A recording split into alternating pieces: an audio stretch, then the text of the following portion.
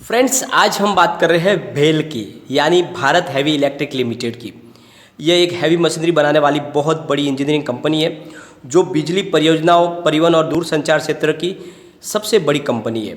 और कंपनी के कामकाज बहुत फैले हुए हैं और ये कंपनी का भविष्य बहुत ही ज़्यादा उज्जवल है और इसने लगातार अच्छा प्रॉफिट देके शेयर होल्डर को मालामाल कर दिया। पिछले एक महीने में करीब 46% का रिटर्न दे दिया है और अभी स्टॉक में थोड़ा सा प्रॉफिट बुकिंग शुरू हुआ है। इसकी वजह से 5% की गिरावट फ्राइडे को हुई है।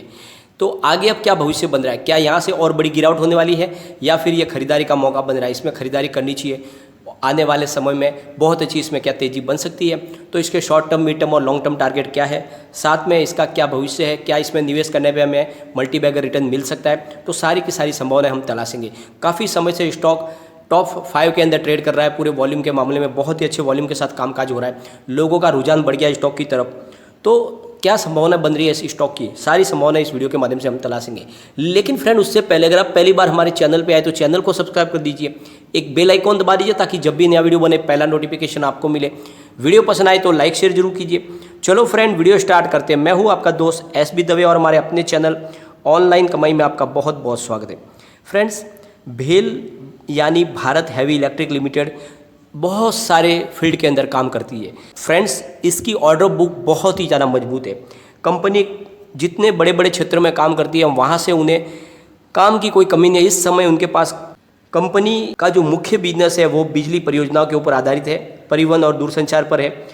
और साथ में कंपनी गैस और भाप टरबाइन बनाती है, कंपनी बॉयलर बनाती है और कंपनी इलेक्ट्रिक मोटर्स बनाती है, इलेक्ट्रिक इंजन बनाती है, जनरेटर बनाती है, ताप विनिमायक बनाती है, स्विच गियर और सेंसर बनाती है और साथ में संचालन और नियंत्रण प्रणाली बनाती है और पावर और इलेक्ट्रॉनिक्स और ट्रांसमिशन का काम करती है। यानी रेलवे हो या बड़े बड़े जहाँ पर भी इलेक्ट्रिक जितने भी उनके जो इक्विपमेंट लगे हुए वो कंपनी प्रोवाइड करती है। बड़े बड़े जितनी भी फैक्ट्रियाँ हैं उनको सारी की सारी सेवाएं प्रदान करती है भेल। तो कारोबार बहुत बड़ा है इनका और लगातार बढ़ने वाला कारोबार है और इस वजह से स्टॉक के अंदर बहुत ही शानदार तेज़ी बनी हुई है। एक बार फ्राइडे के कारोबार को डिस्कस कर लेते हैं। स्टॉक ओपन हुआ 72.40 पर, हाई बनाई 74.30 की और लो था 67.40 का और एंड में जो क्लोजिंग दी वो है 67.85 पर, 4.97% डाउन पर। और जो गिरावट हुई है फ्रेंड, उसके पीछे वजह है बहुत बड़ी तेज़ी। पिछले एक महीने में ज़बरदस्त लोगों को रिटर्न मिला है और इस वजह से यहाँ पे प्रॉफिट बुकिंग शुरू हुई, इस वजह से इसमें गिरावट हुई है। वॉल्यूम की बात कर लेते हैं। BSE में 1,15,11,000 का वॉल्यूम हुआ और सामने 16,44,000 की डिलीवरी उठाई गई और डिलीवरी का परसेंटेज है 14.28%। NSE की बात कर लेते हैं। 16,26,36,000 का वॉल्यूम हुआ और सामने 2,59,55,000 की डिलीवरी उठाई गई और फ्रेंड्स डिलीवरी यहाँ पर भी लगभग 15% के आसपास है। तो फ्रेंड्स, बहुत ही भारी वॉल्यूम के साथ में इसमें स्टॉक में काफ़ी दिन से काम हो रहा है। वॉल्यूम के मामले में टॉप 3 है स्टॉक और बाज़ार के अंदर ज़बरदस्त इसकी परफॉर्मेंस दिख रही है।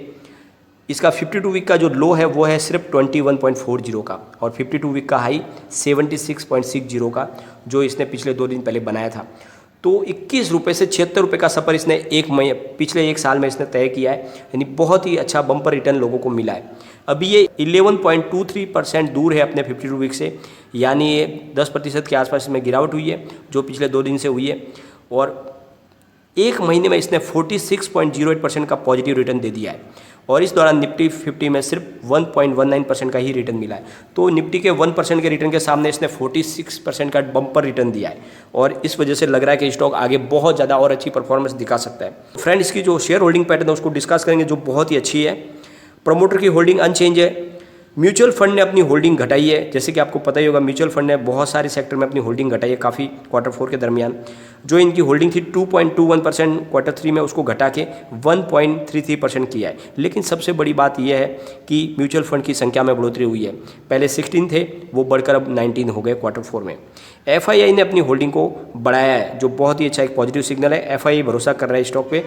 4.34% की होल्डिंग को बढ़ा के उन्होंने 4.47% कर दिया। साथ में FII की संख्या में भी बढ़ोतरी हुई है। 170 थे, वो बढ़ के 176 हो गए। फ्रेंड्स, हमारे जो घरेलू निवेशक है, इंस्टीट्यूशनल इन्वेस्टर, उन्होंने अपनी होल्डिंग जरूर घटाई है, 17.85% था, उसको घटा के 16.97% कर लिया है। लेकिन सबसे बड़ी बात है FII का भरोसा बना हुआ है स्टॉक पे, और इसी वजह से स्टॉक बहुत ज़्यादा दौड़ रहा है। फ्रेंड्स, एक बार हम इसके टेक्निकल लेवल को भी देख लेते हैं। पहले हम डेली लेवल चेक करेंगे तो मूविंग एवरेजेस बुलिश बन रहा है, टेक्निकल इंडिकेटर भी बुलिश बन रहा है, और मूविंग एवरेजेस क्रॉसओवर भी बुलिश बन रहा है। मतलब आने वाले 1-2 दिन में फिर से इसमें तेज़ी की संभावना अब शुरू हो जाएगी, गिरावट थम जाएगी। वीकली लेवल को देख लेते हैं तो मूविंग एवरेजेस बुलिश है, टेक्निकल इंडिकेटर भी बुलिश बन रहा है, और मूविंग एवरेजेस क्रॉसओवर भी बुलिश बन रहा है। इसका मतलब आने वाले सप्ताह में भी इसमें तेज़ी की ही संभावना दिख रही है।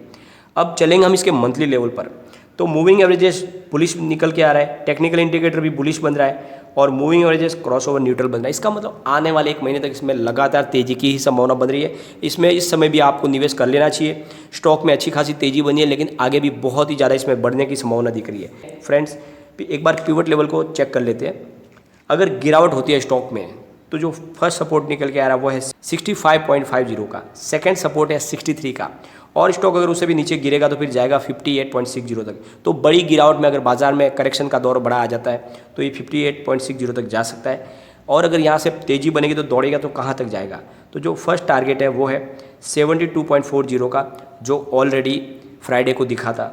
सेकेंड टारगेट 76.80 का है, जो बहुत जल्द आ सकता है, पहले ऑलरेडी यहाँ तक स्टॉक जाके आया है।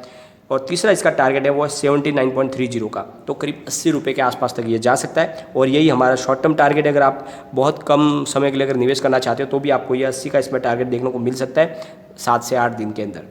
अगर इसका मिड टर्म टारगेट फ्रेंड्स अगर हम डिसाइड करें तो 115 का मिड टर्म टारगेट बन रहा है, जो आपको 3 से 4 महीने में देखने को मिल सकता है, क्योंकि बीच में फिर करेक्शन का दौर आ सकता है। तो आपको 3 से 4 महीने की होल्डिंग के साथ में आपको बैठना है, तो आपको 115 का टारगेट देखने को मिल सकता है। और लॉन्ग टर्म अगर इसका टारगेट देखें फ्रेंड 1 ईयर के लिए तो 149 का टारगेट है। स्टॉक उससे भी आगे दौड़ सकता है, लेकिन कम से कम ये 149 तक जा सकता है 1 साल के लिए।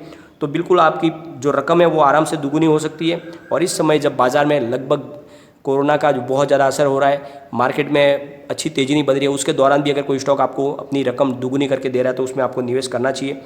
मैं कहता हूँ ये स्टॉक और ज़्यादा दौड़ने वाला है, बड़ी तेज़ी लगा सकता है, ये मल्टी बैगर रिटर्न देने वाला स्टॉक बन सकता है। लेकिन हमने मिनिमम टारगेट रखे हैं ताकि आपको जो निवेश करो तो उसमें आपको कम से कम उतना रिटर्न तो मिले ही मिले। तो आप अपने हिसाब से निर्णय लेके उसमें निवेश कर सकते हैं। फ्रेंड्स, कंपनी ऐसे ऐसे क्षेत्र में काम करती है जहां पर इनकी मोनोपोली है, इनके सिवा वो काम हो ही नहीं सकते। भारत की सबसे बड़ी ये कंपनी है, और इसका जो कारोबार है वो बहुत ज़्यादा फैला हुआ है।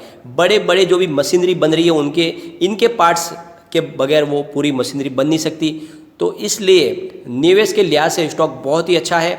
इसमें आपको लॉन्ग टर्म होल्ड करके स्टॉक को रखना चाहिए। आप कम से कम 10 साल का नजरिया रख के इसमें स्टॉक में निवेश करें, यह आपको माला माल कर सकता है। स्टॉक के अंदर इतना दम है कि ये आपको बहुत ही अच्छा रिटर्न दे सकता है। इसमें गिरावट की संभावना काफ़ी कम है और इसमें बढ़त की संभावना काफ़ी अच्छी दिख रही है। तो निवेश के लिए बहुत ही अच्छा स्टॉक बन रहा है, इसमें ऐसे आपको निवेश करना ही चाहिए। लेकिन फ्रेंड, कोई भी इन्वेस्टमेंट करने से पहले अपने फाइनेंशियल एडवाइजर से एक बार एडवाइस ले लें या अपना खुद का रिसर्च करें, क्योंकि मैंने वीडियो आपके एजुकेशनल पर्पज़ के लिए ही बनाया है। वीडियो पसंद आए तो लाइक शेयर जरूर कीजिए और चैनल को सब्सक्राइब कर दीजिए। Thank you friend.